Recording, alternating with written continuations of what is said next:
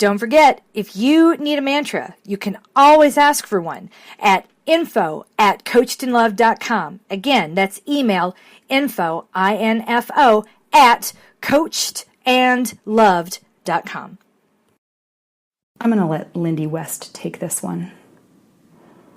I don't want to have another fucking conversation with another fucking woman about what she's eating or not eating or regrets eating or pretends to not regret eating to mask the regret. Oops, I just yawned to death. Hi, this is Coach Sarah, and this is the Morning Mantra. Hi, my name is MK Fleming. I'm a run coach based in Denver, Colorado. But this isn't a podcast about running exactly. Don't tell my clients, but we're never really talking about the running. When you know a craptastic event is coming, it helps to have a mantra to keep you centered and focused as you move through it. You don't have to be an athlete to be #coached and loved by Coach MK. And if you are here, then you are #winning at life. Today's mantra is, I speak for me. I speak for me. Let's just get this out of the way right now. Body mass index. It's a number which feels somehow authoritative because it's dispassionate, it looks objective, it comes out of this official chart that gets splashed all over the goddamn place. The doctor's office, the health magazines, the gym at my high school. I plug in my height and my weight, and out comes a number, and that number falls into a colored zone, and it has become a kind of shorthand for a lot of things that it has no authority to discuss. My overall health, my personality type, my attractiveness, my worth as a person.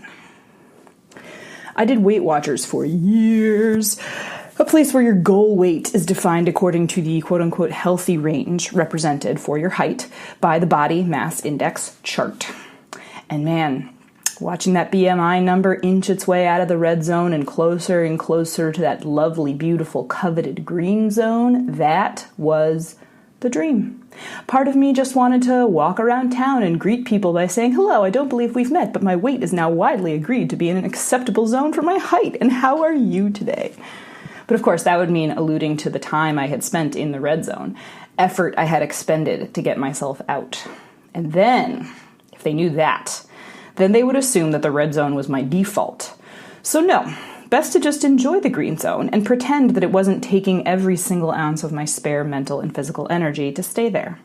In the green zone, as ever present as my body weight was in my own mind, it didn't feel like the first thing people noticed about me. In the red zone, I felt like it did all the talking for me. I hate hearing stories of people being dismissed because of some facet of their physical presence. Their size, their age, their clothing choices. I hate how women's stories in TV, especially in movies, are so predetermined by their appearance. Let me tell you something you should do. You should go watch every single episode of the TV show Shrill on Hulu. Here's why. First of all, because Aidy Bryant. I want her to be in everything. Second of all, because you will watch her on screen and you will realize how rarely you see a fat woman in a role like this. Of course, I also think you should read the book Shrill by Lindy West, the source material for the show, because it's an amazing book. But there is something incredibly powerful, something distinct about seeing Aidy Bryant on screen. She dresses beautifully. She's smart and funny, but she is the one making the jokes, not her body on her behalf. She has sex, good sex, and the sex that she has is not a joke either.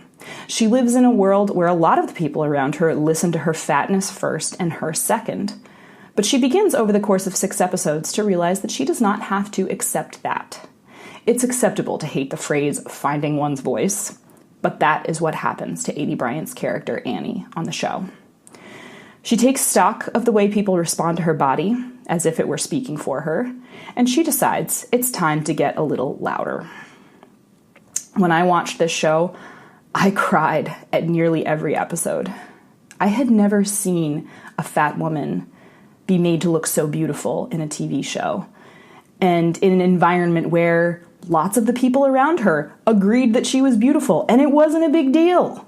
I had never seen a fat woman kissing on television, not like this, and I had never seen a fat woman receive positive attention for her appearance that didn't turn out to be a joke or pity or, worst, proof that the attention giver was just a really good and charitable person. Ugh. What it would have meant to me in my red zone days to see a woman like this on television is hard to estimate. I assumed for many, many years that people would only see me, hear me, and love me if I was thin. Once I did become thin, those assumptions only grew stronger and louder, and the fear of gaining weight back was really a fear of losing the self I thought I had found in the green zone, and losing the love I thought I had gained because of it. I don't know what people think when they look at my body now, but it probably isn't, wow, I bet she's a run coach. Let alone if they knew my body mass index. A lot has happened since the last time I was in the green zone, my friends, like having a baby. You know what, though? That is my superpower. I'm not a good run coach because I'm easy to categorize as a fitness person at a glance. You have to get to know me first. There are forms that ask for my height and weight sometimes, but you're not going to learn the meaningful things about me from those metrics when I fill out those forms. You're just not. You're not going to learn, for example, that I gave birth to a baby 4 weeks before her due date after carrying her through a PhD dissertation, a 7-hour graduation ceremony in 90-degree heat, a 2-month teaching stint in Italy midsummer with no air conditioning. You're not going to learn that. And you're not going to learn that since the birth of my daughter, I've run more than 5,000 miles. And I'm just getting started. That's because my height and weight, what you see when you look at me, do not speak for me. Not anymore. This brings us back to the mantra. You deserve to speak for you. You deserve to know, like I know, that you are capable of so many things, and that we are only just getting started. The outer appearance of your body does not tell your story. And other people do not get to decide that they know it from just looking at you. And if they do, fuck them, because they should know better. I ignore my weight most of the time, and I like it that way. But in this world, I have to reckon with its being every now and then. This is a mantra for those moments when the numbers rush in and they make you panic and they make you feel bad. When you have to fill out a form, when you're in the exam room getting weighed and measured, when you're in a context where the talk turns to food and diets and belly fat workouts. Oh, so fucking boring. I want this to be your anchor. That number, it doesn't speak for me. I speak for me.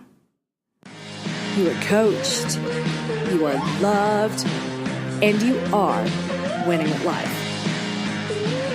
And you are definitely winning at life if you subscribe to my Nuzzlenut newsletter, follow me on Facebook, or follow me on Instagram. Feel free to do all three.